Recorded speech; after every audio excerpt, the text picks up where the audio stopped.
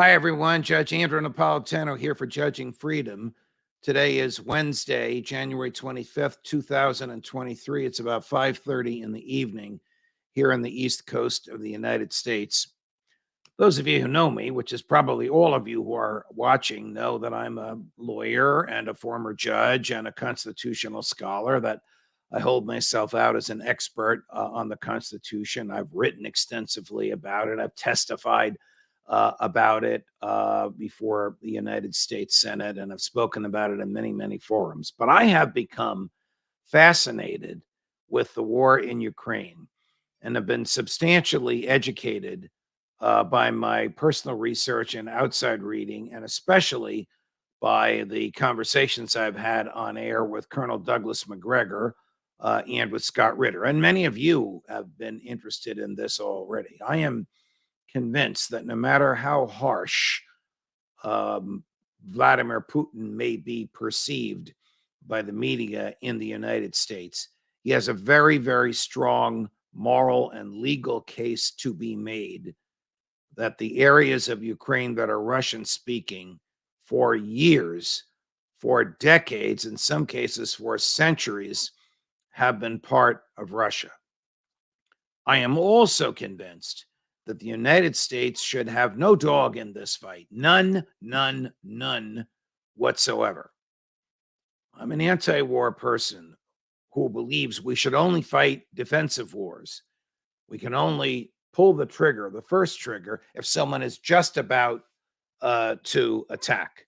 But all these wars of opportunity that we have fought since World War II, particularly the ones in our lifetimes, my age and a little younger, Vietnam, Cambodia, Iran, and Iraq, they've all been a waste. All of them have been because presidents like war, because presidents want to enrich the military industrial complex, because presidents think they can tell others how to live. If you believe George Bush, we're bringing democracy to the Middle East, that's hogwash.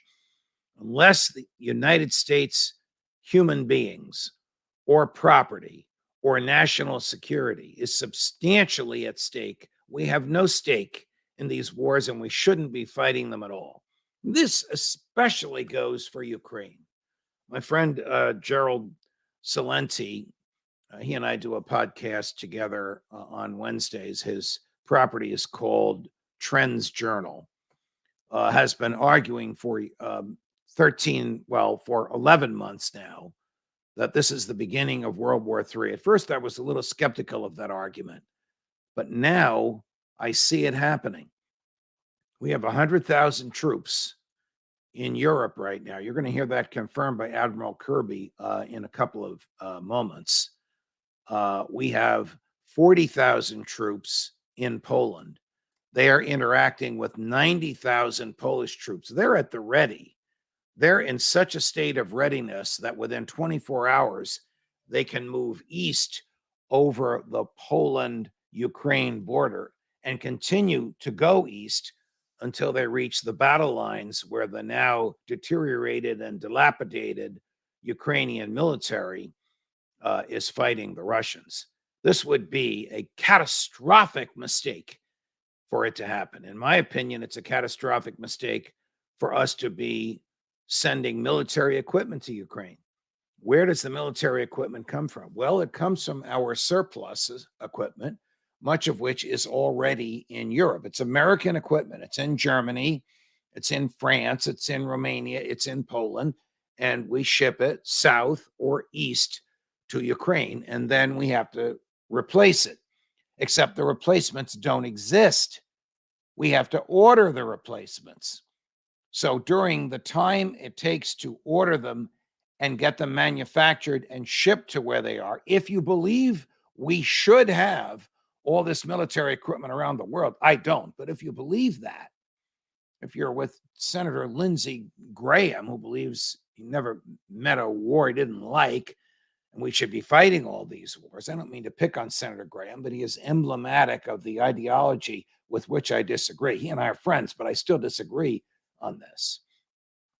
Then you know that we need to replace what we have been given to Ukraine. Where do the replacements come? from the manufacturers, from the military-industrial complex, which now is in its glee because we are ordering all this equipment to replace what we have given away. And what we have given away and will continue to give away will be destroyed. It's a waste. It'll be gone. And it's not going to defeat the Russians. The Russians have an army and military equipment of such an enormous size that there's no way that Ukraine alone, even with everything Germany and France and Britain and the United States are going to send it, can possibly use.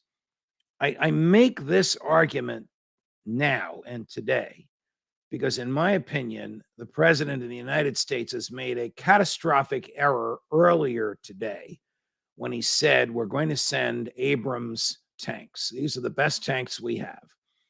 And in return for sending these Abrams tanks, the German government is going to send Leopard tanks. Now, I don't know much about tanks. Colonel McGregor is a former tank commander. In his opinion, the best tanks in the world are these German Leopard tanks, and the Germans are now sending them. And the second best tanks in the world are the Abrams tanks, named after General Creighton, the late General Creighton Abrams, which we're sending. Let's listen to some of the things that Admiral Kirby is saying. Sometimes they call him Mr. Kirby. He's a retired admiral. You'll know his face as soon as you see it. We'll run the clip.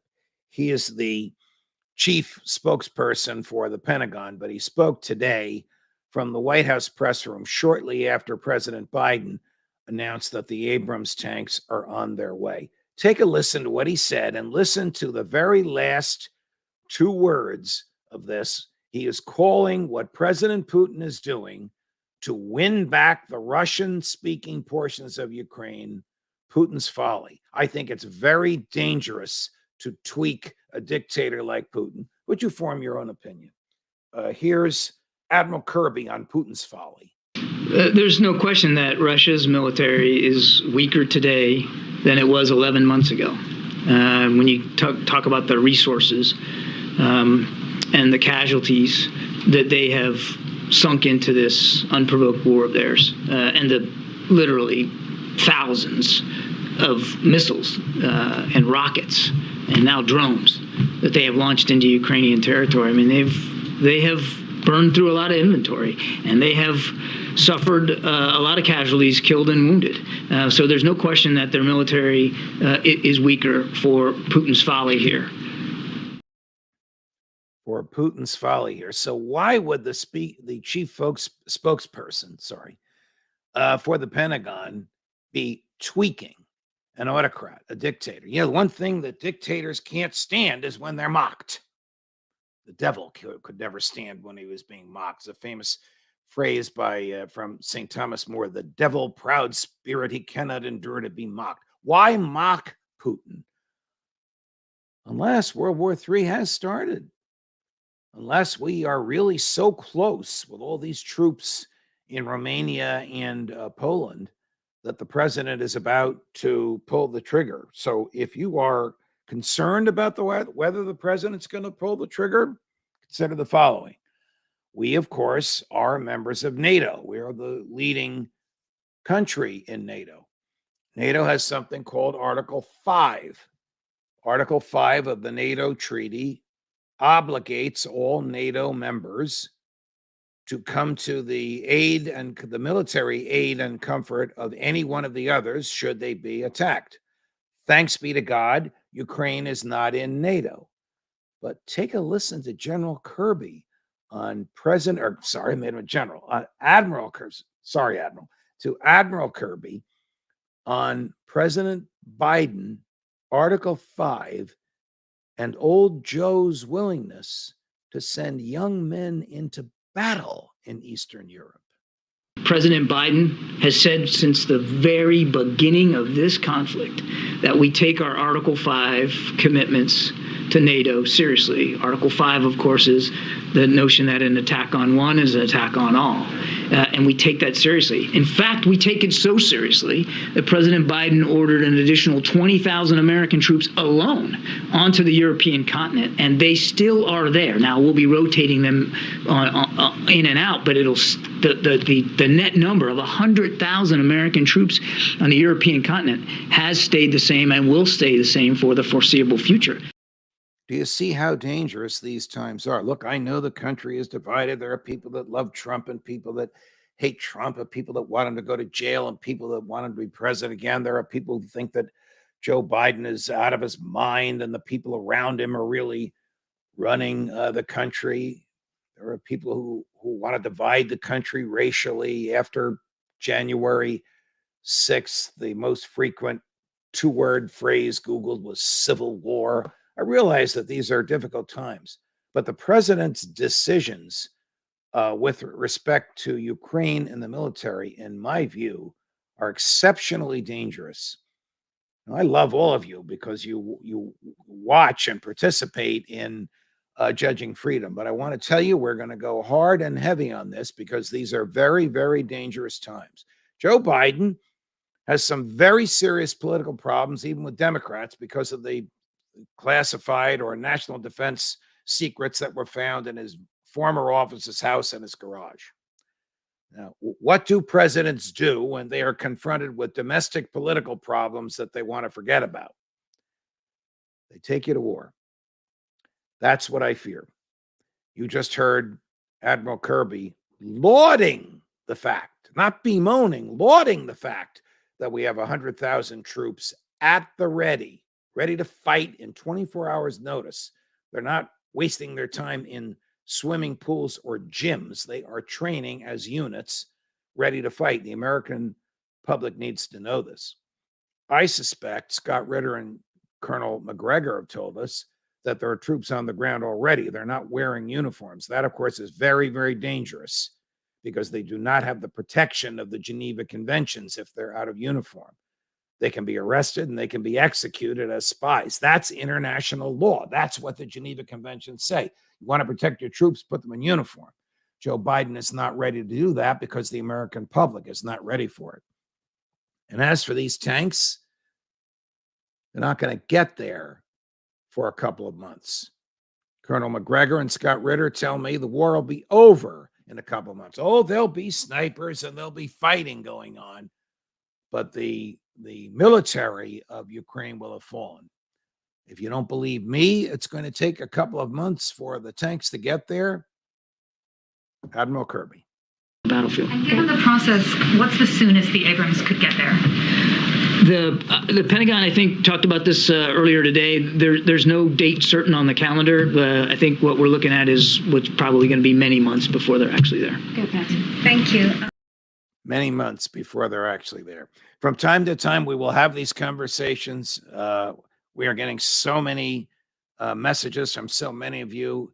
I'm deeply happy that you're doing that you take this as seriously as I do.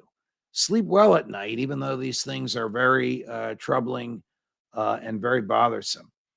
You know, the Constitution, we'll go back to my world. The Constitution says only Congress can declare war. But so many military incursions have been conducted by presidents, and the Congress does nothing. The War Powers Resolution allows the President of the United States to run a war for 90 days and then another 90-day period. He's got to report all that to Congress. And after that, he needs congressional consent. That's really a time period for him to beat the drums of war and build up public support for it. I think that's coming. Watch out. More as we get it, a lot more will come, and you'll hear it here. Judge Napolitano for Judging Freedom.